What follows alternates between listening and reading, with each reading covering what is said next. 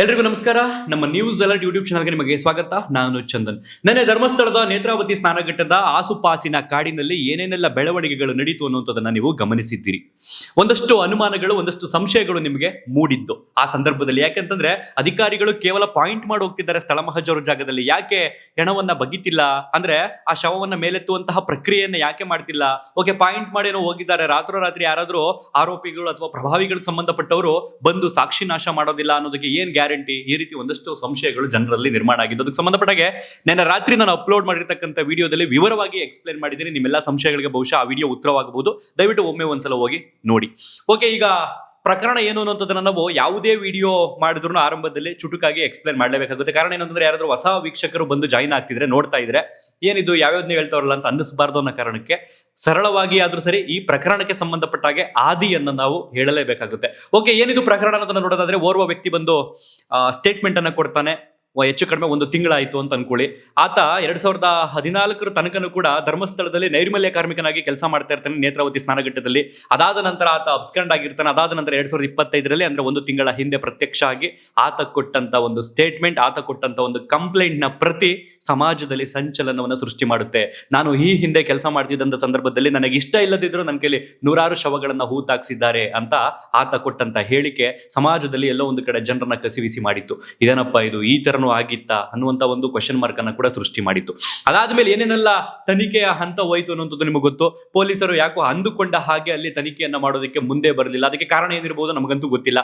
ಅದಾದ ನಂತರ ಯಾವಾಗ ಈ ಒಂದು ಕೂಗು ಸಾಮಾಜಿಕ ಜಾಲತಾಣಗಳಲ್ಲಿ ಅಷ್ಟೇ ಪ್ರತಿಧ್ವನಿಸಿದ್ದರಿಂದ ಮಾಧ್ಯಮಗಳು ಕೂಡ ಬರೋದಕ್ಕೆ ಶುರು ಮಾಡಿದ್ರು ಈ ಸುದ್ದಿ ಮಾಡೋದಕ್ಕೆ. ಅದಾದ ನಂತರ ಸರ್ಕಾರವು ಇಲ್ಲ SIT ಎಲ್ಲ ಮಾಡೋದಿಲ್ಲ, ಪೊಲೀಸರೇ ಮಾಡ್ತಾರೆ ಅಂತ ಹೇಳಿದಂತ ಸರ್ಕಾರವು 2 ದಿನಗಳ ಆಸುಪಾಸಿನಲ್ಲಿ, ಅಂದ್ರೆ ಹೇಳಿಕೆ ಕೊಟ್ಟಂತ 2 ದಿನಗಳ ಆಸುಪಾಸಿನಲ್ಲಿ ಸರ್ಕಾರವು ಕೂಡ SIT ಅನ್ನ ರಚನೆ ಮಾಡಿತು. 4 IPS ಅಧಿಕಾರಿಗಳ ನೇತೃತ್ವದಲ್ಲಿ. ಸದ್ಯ ಈಗ 3 IPS ಅಧಿಕಾರಿಗಳ ನೇತೃತ್ವದಲ್ಲಿ ಈ ಒಂದು ತನಿಖೆ ನಡೀತಾ ಇದೆ. ಓರ್ವ IPS ಅಧಿಕಾರಿ ಮಹಿಳೆ ಒಬ್ರು ಇಲ್ಲ ಈ ಪ್ರಕರಣದಲ್ಲಿ ಅನ್ನುವಂತ ಒಂದು ಮಾಹಿತಿಯು ಕೂಡ ಕೇಳಿ ಬಂದಿದೆ. ಸ್ಪಷ್ಟವಾಗಿ ಅದ್ರ ಬಗ್ಗೆ ಮಾಹಿತಿ ಇಲ್ಲ. ಅವ್ರ ಪ್ರಕರಣ ಈ ಒಂದು ಕೇಸ್ನಲ್ಲಿ ಇಲ್ಲ ಅನ್ನುವಂಥದ್ದು ಮಾತ್ರ ಆಚೆ ಬಂದಿದೆ. ಓಕೆ, ಇನ್ನು ಪ್ರಣವ್ ಮೊಹಂತಿ ಅವರ ನೇತೃತ್ವದಲ್ಲಿ IPS ಅಧಿಕಾರಿ ಅನುಚೇತ್ ಅವರು, ಹಾಗೇನೆ ಜಿತೇಂದ್ರ ಕುಮಾರ್ ದಯಾಮ್ ಅವರು, ಇವ್ರು ಮೂವರು ಕೂಡ ಈಗ ಆಕ್ಟಿವ್ ಆಗಿದ್ದಾರೆ. ಸೊ ನಿನ್ನೆ ಕಂಪ್ಲೀಟ್ ಆಗಿ ಧರ್ಮಸ್ಥಳದ ನೇತ್ರಾವತಿ ಸ್ನಾನಘಟ್ಟದ ಆಸುಪಾಸಿನ ಕಾಡಿನಲ್ಲಿ ಜಿತೇಂದ್ರ ಕುಮಾರ್ ದಯಾಮ್ ಅವರ ನೇತೃತ್ವದಲ್ಲೇ ಈ ಒಂದು ಸ್ಥಳ ಮಹಜರು ಪ್ರಕ್ರಿಯೆ ನಡೆದದ್ದು. ಓಕೆ, ನಿನ್ನೆ 1 ಗಂಟೆಗೆ ನೇತ್ರಾವತಿ ಸ್ನಾನಘಟ್ಟದ ಆ ಒಂದು ಕಾಡಿಗೆ ಬಂದು ಹೆಚ್ಚು ಕಡಿಮೆ ಅಲ್ಲಿ 8 ಪಾಯಿಂಟ್ಗಳಲ್ಲಿ ಪತ್ತೆ ಮಾಡ್ತಾನೆ. ಅಂದ್ರೆ ಭೀಮಾ ಅಥವಾ ಸಾಕ್ಷಿದಾರ ಆ ವ್ಯಕ್ತಿ ಬಂದು ಇಲ್ಲಿ ಊತಾಕಿದೀನಿ ಸರ್, ಇಲ್ಲೊಂದು ಊತಾಕಿದ್ದೀನಿ, ಇಲ್ಲೊಂದು ಊತಾಕಿದ್ದೀನಿ, ಈ ರೀತಿ ಹೇಳ್ತಾ ಹೋದಂಗೆ ಒಂದು ಹಳದಿ ಕಲರ್ ಬೋರ್ಡ್ ನ ಅಧಿಕಾರಿಗಳು ಅಥವಾ ಸಿಬ್ಬಂದಿ ತಂದು ಅಲ್ಲಿ ಒಂದೊಂದಾಗಿ ಅಳವಡಿಸ್ತಾ ಹೋಗ್ತಾರೆ. ಓವರ್ ಆಲ್ ಆಗಿ 2:30 ತನಕನೂ ಕೂಡ ಅಲ್ಲಿ 8 ಪಾಯಿಂಟ್ಗಳನ್ನ ಪತ್ತೆ ಹಚ್ತಾನೆ. ಅದಾದ ನಂತರ ಪೊಲೀಸ್ ಸ್ಟೇಷನ್, ಅಂದ್ರೆ ಧರ್ಮಸ್ಥಳದ ಪೊಲೀಸ್ ಸ್ಟೇಷನ್ಗೆ ಆತನನ್ನ ಕರ್ಕೊಂಡೋಗುತ್ತೆ. ಅದಾದ ನಂತರ ಲಂಚ್ ಬ್ರೇಕ್ ಆಗುತ್ತೆ. ಹೆಚ್ಚು ಕಡಿಮೆ ಮತ್ತೆ 4 ಗಂಟೆ 4:15 ಮತ್ತೆ ಸ್ಥಳ ಮಹಜರು ಪ್ರಕ್ರಿಯೆ ಆರಂಭವಾಗುತ್ತೆ. ಈ ಹಿಂದೆ ಧರ್ಮಸ್ಥಳದ ಪೊಲೀಸರು ಸ್ಥಳ ಮಹಜರು ಪ್ರಕ್ರಿಯೆಗೆ ಬರ್ತಾರೆ ಅಂತ ಹೋಗಿ ಕಾಯ್ದು ಕೂತಿದ್ದಂತ ಜಾಗ ಇತ್ತಲ್ಲ, ವಕೀಲರ ತಂಡ ಹಾಗೇನೆ ಆ ಸಾಕ್ಷಿದಾರ, ಈ ಹಿಂದೆ ಒಂದು 15 ದಿನಗಳ ಹಿಂದೆ ಆ ಒಂದು ಜಾಗಕ್ಕೆ ನನ್ನ 2ನೇ ಭೇಟಿಯನ್ನ ಕೊಡ್ತಾರೆ ಸ್ಥಳ ಮಹಜರಿಗೆ ಸಂಬಂಧಪಟ್ಟ SIT. ಅಲ್ಲಿ ಆ ರಸ್ತೆ ಪಕ್ಕದ ಒಂದು 100 ಮೀಟರ್ ಅಂತರದಲ್ಲಿ ಆ ಕಾಡಿನಲ್ಲೇ ಆತ ಆ ಕಾಲಘಟ್ಟದಲ್ಲಿ ಹೂತಾಕಿರ್ತಾನಂತೆ ಶವಗಳನ್ನ. ಸೊ ಅಲ್ಲಿ 4 ಪಾಯಿಂಟ್ಗಳನ್ನ ನಿಗದಿಪಡಿಸಲಾಗುತ್ತೆ. ಒಟ್ಟು 8 + 4 12 ಆಗುತ್ತೆ. ಅದಾದ ನಂತರ ಅಲ್ಲಿಂದ ಒಂದು 100 ಮೀಟರ್ ರಸ್ತೆ ಮಾರ್ಗದಲ್ಲೇ ಒಂದು ಸೇತುವೆ, ಮಳೆ ಬೂದಿರತಕ್ಕಂಥ ನೀರೆಲ್ಲ ರೋಡಲ್ಲೇ ನಿಂತಿರ್ತಕ್ಕಂಥ ಒಂದು ಜಾಗದಲ್ಲೇ ಹೆಚ್ಚು ಕಡಿಮೆ ಒಂದು 50 ಮೀಟರ್ ಸ್ಥಳದಲ್ಲೇ ಮತ್ತೊಂದು ಪಾಯಿಂಟ್ ಅನ್ನ ಆತ ಪತ್ತೆ ಮಾಡ್ತಾನೆ. 13ನೇ ಪಾಯಿಂಟ್ ಆಗುತ್ತೆ. ನೀವು ಗಮನಿಸಬಹುದು ದೃಶ್ಯಗಳಲ್ಲಿ 13 ಅನ್ನುವಂತ ಒಂದು ನಂಬರ್ ಕಾಣ್ತಾ ಇದೆ. ಸೊ ಬಹುಶಃ ಅಲ್ಲಿ 13 ಪಾಯಿಂಟ್ ಆಗಿರುತ್ತಾ, ಅಥವಾ ಆ 13ನೇ ಜಾಗದಲ್ಲಿ ಎಷ್ಟು ಶವಗಳಿರ್ತವೆ, 1 ಇರುತ್ತೆ, 2 ಇರುತ್ತಾ, 3 ಇರುತ್ತಾ? ಸ್ಥಳ ಮಹಜರ ಪ್ರಕ್ರಿಯೆ ನಂತರ ಹೆಣವನ್ನ ಮೇಲೆತ್ತುವಂತ ಪ್ರಕ್ರಿಯೆ ನಡೀತಲ್ಲ, ಎಕ್ಸಿಬಿಷನ್ ನಡೀತಲ್ಲ, ಅವಾಗ ನಮಗೆ ಗೊತ್ತಾಗುತ್ತೆ ಅದ್ರಲ್ಲಿ ಎಷ್ಟು ಬಾಡಿ ಸಿಗುತ್ತೆ, ಎಷ್ಟು ತಲೆ ಬುರುಡೆ ಸಿಗುತ್ತೆ ಅನ್ನೋದು. ಅದಾದ ನಂತರ ಅಲ್ಲಿಂದ ಆತನನ್ನ ಒಂದು ಖಾಸಗಿ ತೋಟಕ್ಕೆ, ಅಂದ್ರೆ ಕನ್ಯಾಡಿ ಎನ್ನುವಂತ ಒಂದು ಪ್ರದೇಶ, ಧರ್ಮಸ್ಥಳದ ಆಸುಪಾಸಿನಿಂದ ಒಂದು 3-4 ಕಿಲೋಮೀಟರ್ ವ್ಯಾಪ್ತಿಯಲ್ಲಿ ಇರತಕ್ಕಂತ ಕನ್ಯಾಡಿ ಎನ್ನುವಂತ ಒಂದು ಪ್ರದೇಶಕ್ಕೆ 4ನೇ ಸ್ಪಾಟ್ಗೆ ಕರ್ಕೊಂಡು ಹೋಗ್ತಾರೆ ಸ್ಥಳ ಮಹಜರು ಪ್ರಕ್ರಿಯೆಯಲ್ಲಿ. ಅಲ್ಲಿ ಅದು ಖಾಸಗಿ ವ್ಯಕ್ತಿಯ ತೋಟ ಆಗಿರೋದ್ರಿಂದ ಅಲ್ಲಿಗೆ ಮಾಧ್ಯಮದವ್ರನ್ನ ನಿರ್ಬಂಧ ಇರುತ್ತೆ, ಹೋಗೋದಿಕ್ಕಾಗಲ್ಲ. ಬಟ್ ಅಲ್ಲಿ 14ನೇ ಪಾಯಿಂಟ್ ಅಂತ ಪತ್ತೆ ಮಾಡಲಾಗಿದ್ದಾನೆ ಅಂತ ಒಂದು ಮಾಹಿತಿ ಇದೆ. ಓವರ್ ಆಲ್ ಆಗಿ 14 ಸ್ಥಳಗಳಲ್ಲಿ ನೆನ್ನೆ, ಅಂದ್ರೆ 14 ಬಾಡಿ ಸಿಗಬೇಕೀಗ, ಅಥವಾ ಅದಕ್ಕಿಂತ ಜಾಸ್ತಿ ಸಿಕ್ಕಿದ್ರು ಸಂಶಯ ಏನು ಆಶ್ಚರ್ಯ ಪಡುವಂಥದ್ದೇನಿಲ್ಲ. ಯಾಕೆಂದ್ರೆ ಒಂದೇ ಜಾಗದಲ್ಲಿ 2-3 ಮಾಡಿರ್ಬೋದು. ಏನು ಹೇಳ್ತೀನಿ, ಸಾರಿ, ನಮ್ ಕಡೆ ಹೇಳ್ತೀವಲ್ಲ, ಶಾಸ್ತ್ರ ಸಂಪ್ರದಾಯವಾಗಿ ವಿಧಿವಿಧಾನದ ಪ್ರಕಾರವಾಗಿ ಒಂದೊಂದು ಬಾಡಿನ ಇಷ್ಟು ಉಳ್ಬೇಕು ಅಂತ ಏನಿಲ್ಲ. ಕಾಲಘಟ್ಟದಲ್ಲಿ ಅವರು ತಗೊಂಡೋಗ ಊತಾಕೋ ಪಾತಾಕೋ ಅಂತಂದ್ರೆ ಹಿಂಗೆ ಆರ್ಡರ್ ಕೊಟ್ಟಿರ ಅಂತಂದ್ರೆ ಅವನ ಅಕ್ಕಪಕ್ಕದಲ್ಲೇ ಊತಾಕಿರ್ಬೋದು. ಸೊ ಹಾಗಾಗಿ ಬಗೆದಷ್ಟು ಸಿಗುತ್ತಾವ ಅನ್ನುವಂತ ಒಂದು ಪ್ರಶ್ನೆ ಈಗ ಮೂಡಿದೆ. ಸೊ ಇದೆಲ್ಲ ಆದ್ಮೇಲೆ 6 ಗಂಟೆಗೆ ಸ್ಥಳ ಮಹಜರು ಪ್ರಕ್ರಿಯೆಯನ್ನು ಮುಗಿಸ್ಕೊಂಡು ಬೆಳ್ತಂಗಡಿ ಪೊಲೀಸ್ ಕ್ವಾರ್ಟರ್ಸ್ಗೆ ಭೀಮನನ್ನ ಕರೆದುಕೊಂಡು ಅಥವಾ ಸಾಕ್ಷಿದಾರನನ್ನ ಕರೆದುಕೊಂಡು SIT ತನಿಖಾ ತಂಡ ಹೊರಡುತ್ತೆ. ಅದಾದ ನಂತರ ನಿಮ್ಗಿದ್ದಂತ ಅನುಮಾನ ಏನು ಅಂತಂದ್ರೆ, ಈಗ ಪಾಯಿಂಟ್ ಮಾಡೋಗಿದಾರಲ್ಲ ಅದನ್ನ ಯಾರಾದ್ರೂ ನಾಶ ಮಾಡಿಬಿಟ್ರೆ ಸಾಕ್ಷಿಗೆ ಸಂಬಂಧಪಟ್ಟಾಗೆ ಅನ್ನುವಂಥದ್ದು ನಿಮ್ಗೊಂದು ಅನುಮಾನ ಇತ್ತು. ಅದಕ್ಕೆ ಹಿಂದಿನ ವಿಡಿಯೋ ಸಂಪೂರ್ಣವಾಗಿ ವಿವರವಾಗಿ ಉತ್ತರವನ್ನ ನಾನು ನಿಮಗೆ ನೀಡಿದ್ದೀನಿ ಅಂತ ಭಾವಿಸ್ತೀನಿ. ಓಕೆ, ಈಗ ರಾತ್ರಿ ಏನಾಯ್ತು ಹಾಗಾದ್ರೆ?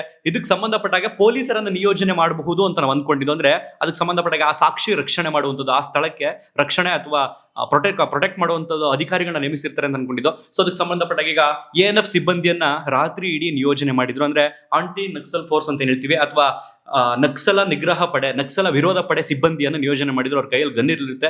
ಒಂದೊಂದು ಪಾಯಿಂಟ್ಗೆ ಇಬ್ಬಿಬ್ರು ಸಿಬ್ಬಂದಿಯನ್ನ ANF ಸಿಬ್ಬಂದಿಯನ್ನ ನಿಯೋಜನೆ ಮಾಡಲಾಗಿತ್ತು. ರಾತ್ರಿ ಇಡೀ ಅವರು ಅಲ್ಲಲ್ಲೇ ಗಸ್ತು ತಿರುಗ್ತಾ ಇದ್ರು. ಓವರ್ ಆಲ್ ಆಗಿ ಎಲ್ಲಾ ಪಾಯಿಂಟ್ಗಳಿಗೂ ಇಬ್ಬಿಬ್ರು ANF ಸಿಬ್ಬಂದಿಯನ್ನ ಕೊಟ್ಟಿರೋದ್ರಿಂದ ಸಾಕ್ಷಿ ಸಂಪೂರ್ಣವಾಗಿ ರಕ್ಷಣೆ ಆಗಿದೆ. ಅದನ್ನು ಹೊರತುಪಡಿಸಿ ಇನ್ನೇನು ಗೊತ್ತಿಲ್ಲ.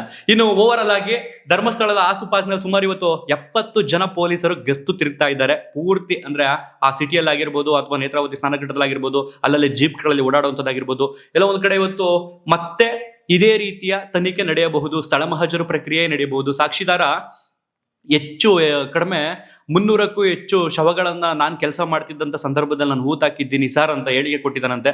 ಹಾಗಾಗಿ ಈಗ ಪತ್ತೆ ಹಚ್ಚಿರ್ತಕ್ಕಂಥದ್ದು 14 ಪಾಯಿಂಟ್. ಆ 14 ಪಾಯಿಂಟ್ ಅಲ್ಲಿ 1 ಸಿಗುತ್ತೆ, 2 ಸಿಗುತ್ತೆ, ಡಬಲ್ ಆಗುತ್ತಾ, ಟ್ರಿಪಲ್ ಆಗುತ್ತಾ ಗೊತ್ತಿಲ್ಲ. ಇನ್ನೂ ಆತ ತೋರಿಸ್ತಾ ಹೋಗಬಹುದು ಈ ಜಾಗದಲ್ಲಿ ಅಂತ. ಹೋಗ್ತಾ ನಮಗೆ ನೆನ್ನೆ ನೋಡ್ತಿದ್ರೆ ಸಿನಿಮಾ ನೋಡ್ತಾ ಇದೀವಿ ಏನೋ ಅಂತ ಅನ್ನಿಸ್ತಿತ್ತು. ಒಂದೊಂದು ಕಡೆ ಹೋಗಿ ಪಾಯಿಂಟ್ ಮಾಡ್ತಿದ್ರಿಂದ ಇವತ್ತು ಏನೇನಾಗುತ್ತೆ ಅನ್ನುವಂಥದ್ದೇ ತುಂಬಾ ಕ್ಯೂರಿಯಾಸಿಟಿ ಇರುವಂಥದ್ದು. ಇನ್ನೆಲ್ಲೆಲ್ಲಿ ಊತಾಕಿದ್ಯಪ್ಪ, ಇನ್ನೆಲ್ಲೆಲ್ಲಿ ಊತಾಕ್ಸಿದಾರಪ್ಪ ನಿನ್ ಕೈಲಿ, ಅಲ್ಲೆಲ್ಲ ನಿಜಕ್ಕೂ ಸಿಗುತ್ತಪ್ಪ, ಸಾಕ್ಷಿ ನಾಶ ಏನಾರ ಮಾಡ್ಬಿಟ್ಟಿದಾರಪ್ಪ ಮುಂಚೆನೆ, ಅಥವಾ ನೀನೇನಾದ್ರು ಸುಳ್ಳು ಹೇಳ್ತಾ ಇದೀಯಪ್ಪ, ನಿನ್ನನ್ನು ಯಾರಾದ್ರೂ ಪ್ರೇರೇಪಿಸಿ ಪ್ರಚೋದನೆ ಮಾಡಿ ಕಳಿಸಿದಾರಪ್ಪ, ಎಲ್ಲಾ ಪ್ರಶ್ನೆಗಳು ಹುಡ್ಕೊಳ್ತವೆ. ಎಲ್ಲಿಯ ತನಕ ಅಂತಂದ್ರೆ ಆತ ತೋರಿರುವಂತಹ ಜಾಗದಲ್ಲಿ ಮೂಳೆಗಳು, ಅವಶೇಷಗಳು, ಆ ಕಳೆ ಬರಹ, ಆ ಅಸ್ಥಿ ಪಂಜರ ಸಿಗುವ ತನಕ. ಸಿಕ್ಕಿದ ನಂತರ ಆತನಿಗೆ ಸಮಾಜದಲ್ಲಿ ದೊಡ್ಡ ಪ್ರಶಂಸೆಯೇ ಸಿಗುತ್ತೆ. ಕಾರಣ ಏನು ಅಂತಂದ್ರೆ ಆತನ ಮೆಮೊರಿ ಪವರ್ ಆ ರೀತಿ ಇರುತ್ತಲ್ಲ. 2014ರಲ್ಲಿ ಲಭಿಸ್ಕೊಂಡದಂತೂ 2025 ಪ್ರತ್ಯಕ್ಷ ಆಗಿ 11 ವರ್ಷದ ನಂತರ ಅದೇ ಜಾಗಗಳಲ್ಲಿ ಹೋಗಿ ಇಲ್ಲಿಲ್ಲೇ ಹಾಕಿದ್ದೀನಿ ಅಂತ ತೋರಿಸ್ತಿದ್ದೀನಿ ಅಂತಂದ್ರೆ ನಿಜಕ್ಕೂ ಗ್ರೇಟ್. ಅದು ಯಾವಾಗ ಅಂತಂದ್ರೆ ಅಲ್ಲಿ ಆ ಸಮಾಧಿ ಅಗೆಯುವಂತಹ ಪ್ರಕ್ರಿಯೆ ನಡೆದ ನಂತರ ಒಂದೊಂದು ಪೀಸ್ ಸಿಕ್ಬಿಟ್ರು ಈತ ಗ್ರೇಟ್ ಅಂತಾನೆ. ಓಕೆ, ಇನ್ನು ಅದಾದ ನಂತರ ನಿಮ್ಗೆ ಗೊತ್ತು, ಎಕ್ಸ್ಪ್ಲೇನ್ ಮಾಡಿದ್ದೀನಿ ಹಿಂದಿನ ವಿಡಿಯೋದಲ್ಲಿ ಆರೋಪಿಗಳು ಹೆಂಗ್ ತಗ್ಲಾಕಬಹುದು ಅಥವಾ ತಗ್ಲಾಕೊಳ್ಳದೆ ಇರೋದಕ್ಕೂ ಸಾಧ್ಯ ಇದೆಯಾ ಎಲ್ಲವನ್ನು ಕೂಡ ಹಿಂದಿನ ವಿಡಿಯೋದಲ್ಲಿ ಹೇಳಿದ್ದೀನಿ. ಯಾಕಂದ್ರೆ ಧರ್ಮಸ್ಥಳದ ಪಂಚಾಯಿತಿ ಸಿಬ್ಬಂದಿ ಈಗಾಗಲೇ ಸ್ಟೇಟ್ಮೆಂಟ್ ಕೊಟ್ಟಿರೋದು ಅಂತಂದ್ರೆ ಆ ಕಾಲಘಟ್ಟದಲ್ಲಿ ನಮ್ಮಲ್ಲಿ ಸ್ಮಶಾನ ಇರದೇ ಇದ್ದ ಕಾರಣ ಈ ರೀತಿ ನಾವೇ ಹೂತಾಕಿದ್ದೀವಿ. ಯಾಕೆ ಅಂತಂದ್ರೆ ಈ ಒಂದು ಸ್ಥಳಕ್ಕೆ ಎಷ್ಟೋ ಜನ ಮೋಕ್ಷಕ್ಕಾಗಿ, ಮುಕ್ತಿಗಾಗಿ, ಸ್ವರ್ಗ ಸಿಗುತ್ತನ್ನ ಕಾರಣಕ್ಕಾಗಿ ಬಂದು ಆತ್ಮಹತ್ಯೆಯನ್ನ ಮಾಡ್ಕೊಳ್ತಾರೆ ಅಂತ ಹೇಳಿರ್ತಕ್ಕಂಥದ್ದು. ಹಾಗಾಗಿ ನಾವೇ ಹೂತಾಕ್ಸ್ಬಿಟ್ಟಿದೀವಿ ಅಂತ ಹೇಳಿರುವಂಥದ್ದು. ಪೊಲೀಸರ ಗಮನಕ್ಕೆ ತರದೆ ಅಥವಾ ತಂದು ಪೊಲೀಸರು ಸರಿ ನಿಮ್ ಇಷ್ಟ ಬಂದಾಗ ಮಾಡ್ಕೊಂಡೋಗಿ ಅಂತ ಸ್ಟೇಟ್ಮೆಂಟ್ ಅನ್ನ ಕೊಟ್ಟಿದ್ರ ಆ ಕಾಲಘಟ್ಟದಲ್ಲಿ, ಅಥವಾ ಪೋಸ್ಟ್ ಮಾರ್ಟಮ್ ಮಾಡಿದ ನಂತರ ಈ ಭೀಮಾ ಅಥವಾ ಸಾಕ್ಷಿದಾರನ ಕೈಯಲ್ಲಿ ಉಳಿಸಿದಾರ, ಎಲ್ಲವೂ ಕೂಡ ಬಗೆದು ತೆಗೆದ ನಂತರ ಆಚೆಗೆ ಬರುತ್ತೆ. ಇನ್ ಕೆಲವರು ಹೇಳ್ತಾ ಇದ್ರು, ಯಾರಾದ್ರೂ ಬೇಕು ಅಂತಾನೆ ಈತನನ್ನ ಸೃಷ್ಟಿ ಮಾಡಿ ಹಿಂಗ್ ಹೋಗಿ ಮಾಡು, ಅಲ್ಲಿ ಏನು ಇಲ್ದಿರಂಗ್ ಮಾಡು ಅಂತ ಹೇಳ್ಬಿಟ್ಟು ಎಸ್ಕೇಪ್ ಆಗೋದು ಹೇಗೆ ಮಾಡಿದ್ರೆ ಏನ್ ಮಾಡಕ್ ಆಗುತ್ತೆ, ಈ ತರನು ಆಗಿರಬಹುದಲ್ವಾ, ಯಾರೋ ಬೇಕು ಅಂತಾನೆ ಕಳಿಸಿರ್ಬೋದು ಇವನನ್ನ, ಅವ್ರ ಕಡೆಯವರೇ, ಆರೋಪಿಗಳ ಕಡೆಯವರೇ ಅಂತ ಕೆಲವರು ಹೇಳ್ತಿರುವಂಥದ್ದು. ನಿಮಗೆ ಒಂದು ಸ್ಪಷ್ಟವಾಗಿ ನೆನಪಿರಲಿ, ಈ ರೀತಿ ಏನಾದ್ರೂ ಈತ ಸಮಾಜದ ದಿಕ್ಕನ್ನ ತಪ್ಪಿಸಲು ಅಥವಾ ಆ ಕಡೆ ಈ ಕಡೆ ಮಾಡಿ ಏನೋ ಮಜಾ ತಗೊಳ್ಳಲು ಅಥವಾ ಯಾರೋ ಈತನನ್ನ ಹಿಂಗಿಂಗ್ ಹೋಗಿ ಮಾಡು ಅಂತ ಹೇಳಿ ಕಳಿಸಿದ್ರು ಅಂತ ಅಂದ್ಕೊಂಡ್ರು ಈತನಿಗೆ ಕಾನೂನಿನ ಪ್ರಕಾರ ದೊಡ್ಡ ಶಿಕ್ಷೆ ಆಗುತ್ತೆ. ಒಂದೇ ಒಂದು ಸಣ್ಣ ಮೂಳೆನೂ ಸಿಗ್ಲಿಲ್ಲ ಅಂತಂದ್ರೆ ಸಾಕ್ಷಿದಾರನಿಗೆ ಶಿಕ್ಷೆ ಆಗುತ್ತೆ. ಅದರಲ್ಲಿ ಎರಡು ಮಾತಿಲ್ಲ. ಯಾಕಂತಂದ್ರೆ ಇದಕ್ಕೆ ಸಂಬಂಧಪಟ್ಟಾಗೆ ರಾಜ್ಯ ಸರ್ಕಾರಕ್ಕೆ ಮುಟ್ಟೋದಲ್ಲದೆ ಇಡೀ ಭಾರತ ದೇಶಕ್ಕೆ ಈ ಒಂದು ಸುದ್ದಿ ಮುಟ್ಟಿದೆ, ಸಂಚಲನವನ್ನು ಸೃಷ್ಟಿ ಮಾಡಿದೆ. ಹಾಗಾಗಿ ಇದರಲ್ಲಿ ತಪ್ಪಿಸ್ಕೊಳ್ಳುವಂಥದ್ದೇನಿಲ್ಲ. ನನಗೆ ಯಾವ ಕಾರಣಕ್ಕೂ ಇದರಲ್ಲಿ ಅನುಮಾನ ಬರ್ತಿಲ್ಲ. ಬಹುಶಃ ಇರೋ ಕಾರಣಕ್ಕೇನೆ ಆತ ಬಂದು ತೋರಿಸ್ತಿದ್ದಾನೆ ಅಂತ ನನಗೆ ಅನ್ನಿಸ್ತಿದೆ ಈ ಕಾರಣದವರೆಗೂ ಕೂಡ. ಕಾದ್ ನೋಡ್ಬೇಕಷ್ಟೇ. ನಾನು ಅಲ್ಟಿಮೇಟ್ಲಿ ನಾನು ಇಲ್ಲಿ ನ್ಯಾಯದ ಪರ ಅಷ್ಟೇ. ನಮಗೆ ಸತ್ಯ ಬೇಕಷ್ಟೇ. ಯಾರು ತಪ್ಪು ಮಾಡೋರೋ ಶಿಕ್ಷೆ ಆಗ್ಬೇಕಷ್ಟೇ. ತಪ್ಪು ಮಾಡಿಲ್ಲ ಅಂತಂದ್ರೆ ಆತನಿಗೆ ಶಿಕ್ಷೆ ಆಗ್ಲಿ ಅಷ್ಟೇ, ಕ್ಲೋಸ್. ಇನ್ ಕೆಲವ್ರು ಹೇಳ್ಬೋದು, ನೀವೆಲ್ಲ ಹೆಸರಾಳು ಮಾಡ್ಬಿಟ್ರಿ, ಹಂಗ್ ಮಾಡ್ಬಿಟ್ರಿ ಅಂತ. ಈಗ SIT ಅಧಿಕಾರಿಗಳು ಬಂದವರಲ್ಲ, ಅವರಲ್ಲಿ ಧರ್ಮಸ್ಥಳ ಅಂತ ಹೆಸರು ಬರ್ಕೋತಾರ ಅಥವಾ ದಕ್ಷಿಣ ಕನ್ನಡದ ಒಂದು ಭಾಗ ಅಂತ ಬರ್ಕೊಳ್ತಾರ. ಚಾರ್ಜ್ ಶೀಟ್ ಅಲ್ಲಿ ಆಗಿರ್ಬೋದು ಅಥವಾ ಪ್ರತಿ ದಿನದ ಆ ಒಂದು ತನಿಖೆಯ ಶೀಟ್ ನಲ್ಲಿ ಏನೇನು ಬರ್ಕೊಂಡು ಹೋಗ್ಬೋದು, ಅವರು ಧರ್ಮಸ್ಥಳ ಅಂತಾನೆ ಬರೀತಾರೆ. ಹಾಗಾಗಿ ಒಂದು ಕ್ಷೇತ್ರದಲ್ಲಿ ಆಸುಪಾಸಿನ ಕಾಡಿನಲ್ಲಿ ನಡೆದಿರೋದ್ರಿಂದ ನೀವು ಸೀದಾ ಹೋಗ್ಬಿಟ್ಟು ದೇವ್ರಿಗೆ ಅವಮಾನ ಮಾಡ್ತವ್ರೆ, ನಮ್ಮ ಧರ್ಮಕ್ಕೆ ಅವಮಾನ ಮಾಡ್ತವ್ರೆ, ಯಾವ ಕಾರಣಕ್ಕೂ ಅಂದುಕೊಳ್ಳುವುದಕ್ಕೆ ಹೋಗಬೇಡಿ, ಅಂದುಕೊಂಡು ದಡ್ಡರಾಗಬೇಡಿ. ಒಂದು ದೊಡ್ಡ ಜಾಗದಲ್ಲಿ, ಒಂದು ದೊಡ್ಡ ಕ್ಷೇತ್ರದಲ್ಲಿ ಯಾವುದೋ ಒಂದು ಆರೋಪ ಕೇಳಿ ಬಂದೈತೆ ಅಂತಂದಾಗ ಅದಕ್ಕೆ ಸಂಬಂಧಪಟ್ಟಾಗೆ ನಡಿಲಿ ಬಿಡಿ ತನಿಖೆ ನಡೆದ ನಂತರ ಅದಕ್ಕಿರುವಂತಹ ಕಳಂಕ ಆಚೆ ಬರುತ್ತೆ. ಇಲ್ಲ ಅಂದ್ರೆ ಪ್ರತಿದಿನ ಇದೇ ಮುಂದುವರಿಯುತ್ತಪ್ಪ. ಇನ್ನೊಂದು 6 ತಿಂಗಳಿಗೆ ಇನ್ನೊಬ್ರು ಬರ್ತಾರೆ, ಇನ್ನೊಂದು 6 ತಿಂಗಳಿಗೆ ಇನ್ನೊಬ್ರು ಬರ್ತಾರೆ, ಸ್ಟೇಟ್ಮೆಂಟ್ ಕೊಡ್ತಾರೆ, ಕೊಡ್ತಾ ಕೊಡ್ತಾ ಹೋಗ್ತಾ ಇರ್ತಾರೆ. ಅದು ಸರಿಯೇ ಅಥವಾ ನಿಷ್ಕಳಂಕರಾಗುವುದು ಇದು ಸರಿಯೇ? ಉತ್ತರ ನಿಮ್ಮಲ್ಲೇ ಇದೆಯಾ? ಸೊ ಹಾಗಾಗಿ ಆ ಜಾಗದಲ್ಲಿ ನಡೀತಿದೆ ಅಂತಂದಾಗ, ಆ ಒಂದು ಊರಿನಲ್ಲಿ ನಡೀತಿದೆ ಅಂತಂದಾಗ, ಆ ಒಂದು ಪ್ರದೇಶದಲ್ಲಿ ನಡೀತಿದೆ ಅಂತಂದಾಗ ಸಹಜವಾಗಿ ನಾನಾಗ್ಬೋದು, ನೀವಾಗ್ಬೋದು. ಈಗ ನಾನು ನಿಮ್ಮನ್ನೇ ಪ್ರಶ್ನೆ ಕೇಳ್ಬಿಡ್ತೀನಿ, ನೆನ್ನೆ ಪೊಲೀಸರು SIT ಅಧಿಕಾರಿಗಳು ಎಲ್ಲಿ ಇನ್ವೆಸ್ಟಿಗೇಟ್ ಮಾಡ್ತಿದ್ರು, ಎಲ್ಲಿ ಸ್ಥಳ ಮಹಾಜರು ಪ್ರಕ್ರಿಯೆ ಮಾಡ್ತಿದ್ರು ಅಂತಾರೆ. ನೀವು ಹೇಳ್ತೀರಾ ಒಂದು ಕಾಡಿನಲ್ಲಿ, ದಕ್ಷಿಣ ಕನ್ನಡ ಜಿಲ್ಲೆ ಒಂದು ಕಾಡಲ್ಲಿ ಅಂತ ಹೇಳ್ತೀರಾ, ಧರ್ಮಸ್ಥಳದ ಪಕ್ಕದಲ್ಲಿರೋ ಕಾಡಲ್ಲಿ ಅಂತ ಹೇಳ್ತೀರಿ. ಅದೇ ರೀತಿ ಪ್ರತಿಯೊಬ್ಬರು ಕೂಡ ವಿಡಿಯೋ ಮಾಡುವಂಥ ಸಂದರ್ಭದಲ್ಲಿ, ಮಾತನಾಡುವಂಥ ಸಂದರ್ಭದಲ್ಲಿ ಧರ್ಮಸ್ಥಳದ ಆಸುಪಾಸಿನ ಕಾಡಿನಲ್ಲಿ ಅಂತಾನೆ ಬಳಸ್ತಿದೀವಿ ಹೊರತು ಧರ್ಮಸ್ಥಳದ ದೇವಸ್ಥಾನದಲ್ಲಿ, ದೇಗುಲದಲ್ಲಿ ಅಂತ ಯಾರೂ ಕೂಡ ಬಳಸಿಲ್ಲ. ಹಾಗಾಗಿ ದೇವರಿಗೆ ಎಲ್ಲಿ ಅಪಪ್ರಚಾರ ಆಗ್ತಿದೆ? ಕ್ವಶನ್ ಮಾಡ್ಕೊಳ್ಳಿ ನಿಮ್ಮ ಆತ್ಮ ಸಾಕ್ಷಿಗೆ. ಅದನ್ನ ಹೊರತುಪಡಿಸಿ ನಮ್ಗಿಲ್ಲಿ ಯಾರ ಪರವೂ ಇಲ್ಲ, ಯಾರ ವಿರೋಧವೂ ಇಲ್ಲ, ಯಾರ ಷಡ್ಯಂತ್ರವೂ ಇಲ್ಲ, ಯಾರ ಟೀಮ್ ಇಲ್ಲ ನಮ್ಗಿಲ್ಲಿ, ಯಾರೋ ಆಂಟಿ ಧರ್ಮಸ್ಥಳ ಟೀಮ್ ರೆಡಿ ಮಾಡ್ಕೊಬಿಟ್ಟು ಏನೇನೋ ಇದು ಮಾಡಕ್ ಹೋಗ್ತಾವ್ರೆ. ನೆವರ್. ನೋಡ್ರಿ, ಯಾರು ತಪ್ಪು ಮಾಡೋರು ಶಿಕ್ಷೆ ಆಗ್ಲಿ, ಇದಕ್ಕೆ ಸಂಬಂಧಪಟ್ಟ ಎಲ್ಲರೂ ಎನ್ಕ್ವೈರಿ ಮಾಡಿ, ಇನ್ಕ್ಲೂಡಿಂಗ್ ನನ್ನನ್ನು ಸೇರಿ ಅಂತ ನೆನ್ನೆ ವಿಡಿಯೋದಲ್ಲಿ ನಾನು ಹೇಳಿದ್ದೀನಿ.